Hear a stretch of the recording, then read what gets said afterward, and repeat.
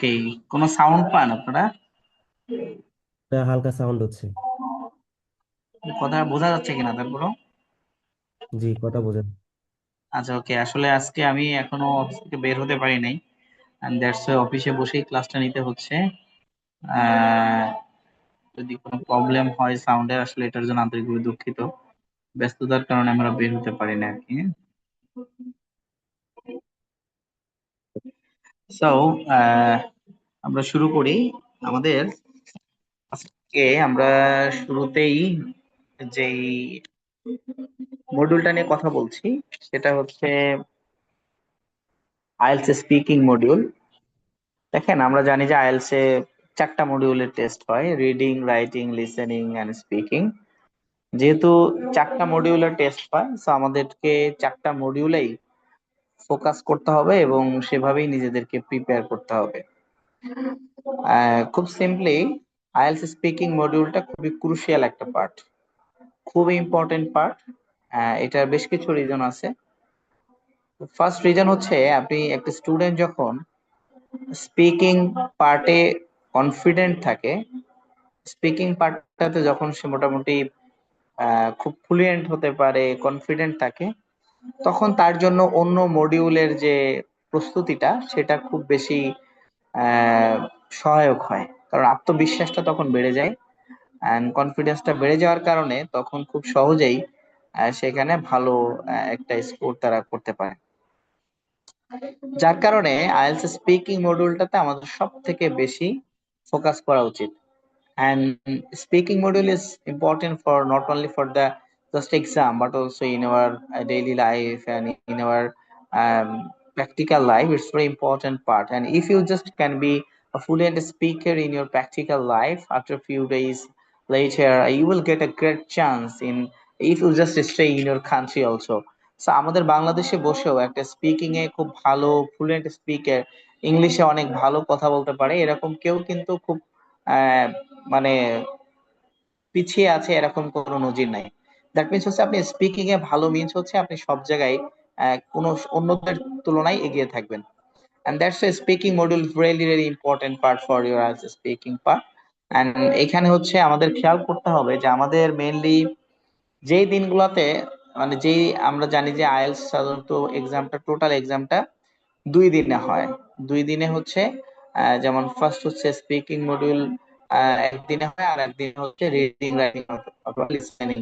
এই 3টা মডিউল একদিনে হয়। এন্ড যেহেতু স্পিকিং মডিউলটা যেহেতু আলাদা দিনে হয়, and যার কারণে এই পার্টটাতে আমরা খুব সহজেই চাইলে ভালো করতে পারি। কারণ যেহেতু একই দিনে খুব বেশি প্রেসার থাকে না। হ্যাঁ, যেহেতু অন্য পার্ট গুলা একটা ডিফারেন্ট ডেট থাকে, so যার কারণে আমরা খুব সহজে এখানে ভালো করতে পারি। এখন আসেন, এই মডিউলটা ওভারঅল আমরা কোন জায়গাটাতে কাজ করতে পারি।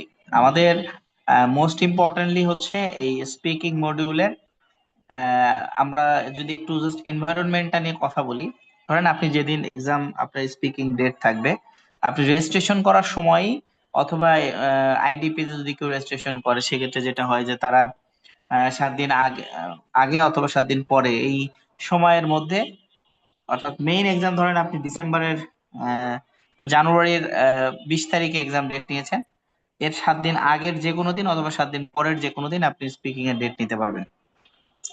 আইডিপির ক্ষেত্রে তারা আপনাকে মেইল করবে যে তারা কোন ডেটে আপনাকে শিডিউল দিচ্ছে, আপনাকে সেই ডেটেই মূলত গিয়ে এক্সাম দিতে হবে। সো এটা হচ্ছে একটা ফ্যাক্ট। এখন আসেন, আমরা যেহেতু স্পিকিংটা আলাদা দিন এক্সাম হবে, সো আমাদের প্রস্তুতিটা কেমন থাকা উচিত। কারণ আপনাকে তারা স্পেসিফিক বলে দিবে যে আপনার 19 তারিখ সকাল 10টা 20 মিনিটে আপনার এক্সাম। আর তারা রিপোর্টিং একটা টাইম দিবে যে সকাল 10টায় আপনার রিপোর্টিং টাইম। দ্যাট মিনস হচ্ছে 20 মিনিট আগে আপনার রিপোর্টিং টাইম দিবে তারা। আপনাকে ডেফিনেটলি আপনার রিপোর্টিং টাইমের আগেই এক্সাম ভেন্যুতে চলে যেতে হবে, এবং আমি এখানে সাজেস্ট করি মিনিমাম 1 ঘন্টা আগে আপনার এক্সাম ভেন্যুতে পৌঁছানো উচিত, এবং তারা এক্সামের ভেন্যু ডিটেলস সহ আপনাকে মেইল করবে।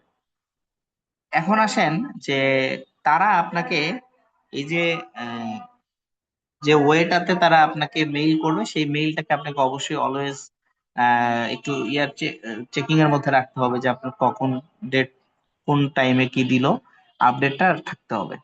দেন আপনি পৌঁছালেন এক্সাম ভেন্যুতে, একটু ফ্রেশ হলেন, রিল্যাক্স হলেন, দেখবেন যে অন্যরা এক্সাম দিচ্ছে, কেউ বেরোচ্ছে, কেউ কেউ ওয়েটিং রুমে বসছে।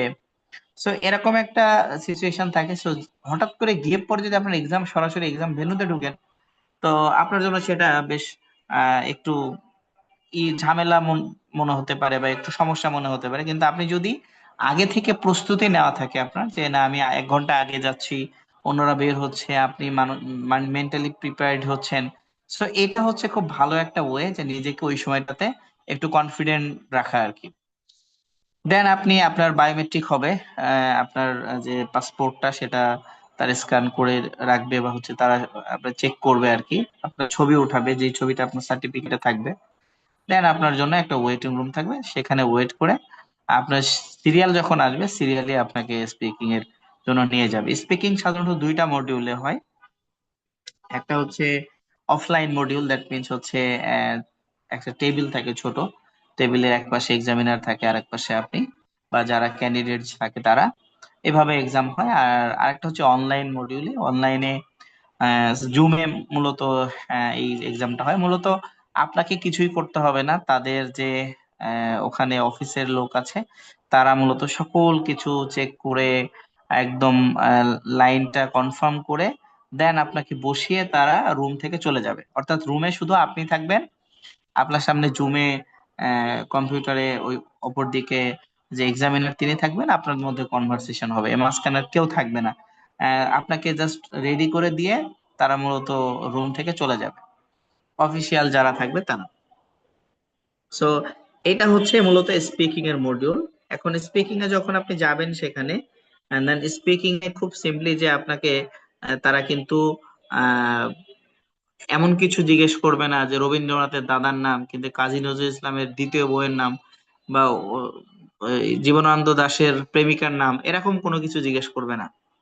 তারা খুব সিম্পলি এখানে আপনাকে কোশ্চেন করবে যে একজন পরিচিত বা অপরিচিত মানুষের সাথে পরিচয় হওয়ার জন্য আমরা বেসিক্যালি যে কোশ্চেন গুলা করি, what's your name, where are you from, what do you do, এরকম বেসিক কিছু কোশ্চেন তারা করবে। ঠিক আছে, আমরা আরো বিস্তারিত কথা বলবো আমাদের নেক্সট স্লাইড গুলাতে। দেখেন এখানে খুব সিম্পলি বলা হচ্ছে যে আহ, আজকে মূলত আমরা যে জিনিসগুলো জানার চেষ্টা করব, যে format of IELTS speaking test, IELTS speaking এর টেস্ট এর ফরম্যাটটা, purpose of IELTS speaking test, IELTS speaking টেস্টের পারপাসটা কি, স্কোরিং ক্রাইটেরিয়া এন্ড অনলাইন আর অফলাইন রিসোর্সেস। আচ্ছা, ফার্স্ট অফ অল হচ্ছে আমরা যদি ফরম্যাট নিয়ে কথা বলি, যে আমরা বলেছি যে একাডেমিক আর জেনারেল আইএলটিএস, দুইটা আইএলটিএস এর যে এক্সাম, দুই টাইপের আইএলটিএস এর এক্সামের একই ধরনের স্পিকিং হয়, অর্থাৎ স্পিকিং টেস্ট সেম, এখানে কোনো ডিফারেন্স নাই। আচ্ছা, এখানে বলা হচ্ছে organised on the same day as your writing, listening and reading test, or 7 days before or after them. একই দিনেও হতে পারে অথবা অন্য দিনও হতে পারে, সাধারণত অন্য দিনগুলোতে হয়। অর্থাৎ আপনার যেই দিন অন্য এক্সাম গুলা থাকবে, রিডিং, রাইটিং, লিসেনিং, স্পিকিংটা তার অন্য দিনগুলাতে হবে। দেন হচ্ছে অল টেস্ট আর রেকর্ডেড, এবং পুরা টেস্টটা মূলত রেকর্ডেড থাকে। এখানে মানে পুরাপুরি রেকর্ডেড হয় আর কি। অর্থাৎ আপনি যদি পরবর্তীতে তাদের স্কোরটাকে চ্যালেঞ্জ করেন, যেটাকে ইউআর বলে, সো এই চ্যালেঞ্জ গুলো যাতে করে আপনার যেই রেকর্ডিংটা সেটা শুনে আপনাকে তারা জাজ করতে পারে এগেন। আচ্ছা, স্পিকিং টেস্টটা মূলত 11 থেকে 14 মিনিটের হয়। আর এই স্পিকিং টেস্টটা 3টা পার্টে বিভক্ত, অর্থাৎ এই যে 11 থেকে 14 মিনিটে তারা 3টা পার্টে আপনাকে এক্সাম নিবে, 3টা পার্টে বিভক্ত। দেখেন এই পার্ট গুলা নিয়ে এখানে কথা বলা হচ্ছে। এই 3টা পার্ট কি কি? 3টা পার্ট, ফার্স্ট হচ্ছে ইন্ট্রোডাক্টরি পার্ট, পার্ট 1 যেটা, এটাকে ইন্ট্রোডাক্টরি পার্ট বলে, এখানে তারা 4 to 5 মিনিটস টাইম নিবে। পার্ট 2 যেটা, এটাকে কিউ কাট সেকশন বলে, এখানে তারা আপনাকে এক মিনিট সময় দিবে, একটা কোশ্চেন দিবে, একটা টপিক দিবে, সেই টপিকের উপর 1 মিনিট প্রস্তুতির সময় থাকবে, এবং আপনাকে 2 মিনিট কথা বলতে হবে। আচ্ছা, আর সেকেন্ড হচ্ছে আপনাকে যেটা করতে হবে যে এই যে 1 মিনিট প্রস্তুতির পরে 2 মিনিট যে কথা বলবে, এই সময়ে আপনাকে তারা কোনো রকম ইন্টারাপশন করবে না। আচ্ছা, দেন হচ্ছে ডিসকাশন পার্ট, এটা পার্ট 3 যেটা, এটাকে ডিসকাশন পার্ট বলে। অর্থাৎ পার্ট 2 তে যেই টপিকটা তারা আপনাকে দিয়েছে সেই টপিক রিলেটেড আরো কিছু এক্সট্রা কোশ্চেন আপনাকে তারা করবে। এইটা হচ্ছে আমাদের তিনটা পার্টের এক্সাম। এখন ইন্ট্রোডাক্টরি পার্ট যেটা, এই পার্টে তারা কোন ধরনের কোশ্চেন করবে? Very simple. What's your name, where are you from, what do you do, হ্যাঁ, what's your favourite food, what's your hobby, what's your favourite game, who is your favourite actor, মানে একদম আপনার পার্সোনাল ইনফরমেশনটা তারা জানার চেষ্টা করবে।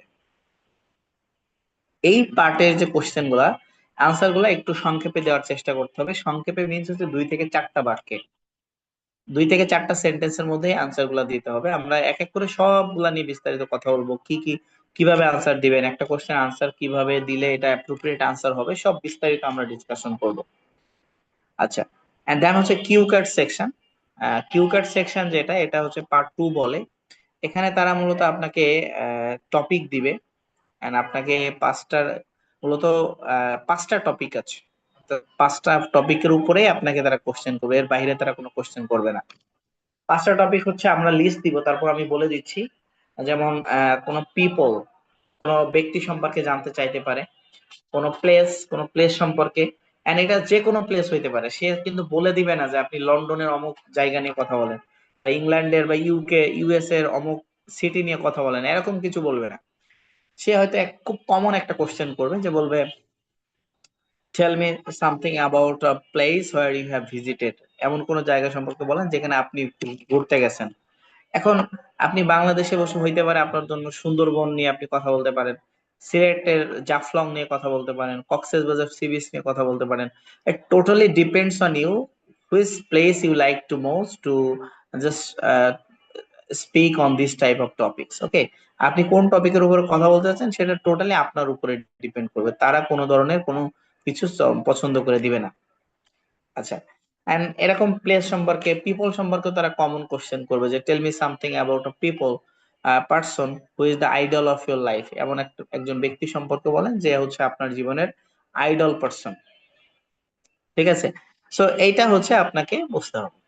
এখন হচ্ছে যে থিং সম্পর্কে কি কোশ্চেন করতে পারে, ধরেন আপনাকে সে বললো যে tell me something about a thing which is necessary for our daily life, আমাদের ডেইলি লাইফের জন্য গুরুত্বপূর্ণ আর নেসেসারি এরকম কোনো জিনিস সম্পর্কে বলেন, সো আপনাকে তখন সেটা বলতে হবে।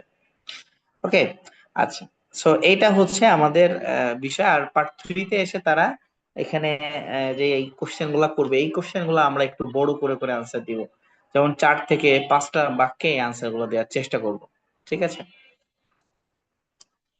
আচ্ছা, আইএলটিএস মূলত এক্সামটা কেন নেওয়া হয়, ভেরি সিম্পলি, যে আপনার কাছ থেকে এক্সামিনার কি এক্সপেক্ট করে। ধরুন আপনি অনেক স্পিকিং করলেন, কিন্তু আইএলটিএস এর একটা ফরম্যাট আছে, আইএলটিএস এর একটা ক্রাইটেরিয়া আছে, মার্কিং ক্রাইটেরিয়া আছে। সো আপনি অনেক কথাবার্তা বললেন, অনেক চমৎকার কথা বললেন, কিন্তু আপনি আইএলটিএস মার্কিং ক্রাইটেরিয়া গুলাকে টাচ করে বা সেই ফলো করে আপনি আনসার করলেন না, তাহলে কিন্তু তারা আপনাকে এখানে ভালো স্কোর দিবে না। মাথায় রাখতে হবে, প্রত্যেকটা এক্সামের একটা ফরম্যাট থাকে, so you have to just follow this formats, this rules and structures, criteria which are really important for you, for everybody, যেটা সবার জন্য ইম্পর্টেন্ট, যে আপনাকে এটা ফলো করতে হবে। আচ্ছা, এন্ড তারা আপনাকে just they want you to prove that you will be able to clearly communicate with the people in an English speaking country. অর্থাৎ আপনি যখন কোন একটা ইংলিশ স্পিকিং কান্ট্রিতে যাবেন, সেখানে গিয়ে আপনি তাদের সাথে কমিউনিকেট করতে পারবেন কেন ইংলিশে, সেটা জাজ করাটা তার উদ্দেশ্য, আর অন্য কিছু তার উদ্দেশ্য না। ঠিক আছে, সো আপনাকে তারা কি কি বিষয়ে অ্যাসেস করবে, যে আপনি কোন একটা কমন টপিকে আপনি কথা বলতে পারেন কিনা, আপনি কথাগুলা গুছিয়ে সুন্দর করে সাজিয়ে বলতে পারেন কিনা, একটা টপিককে অ্যানালাইজ করে একটা স্পেসিফিক ডিসকাশন করতে পারেন কিনা, সেটা আপনাকে তারা দেখতে চাইবে। সো দেন হচ্ছে আপনাকে খেয়াল করতে হবে, ইটস, দেখেন বলা হয়েছে যে not a test of your knowledge of intelligence. IELTS এক্সামটা মূলত আপনার কোনো নলেজ বা ইন্টেলিজেন্স টেস্টের কোনো এক্সাম না,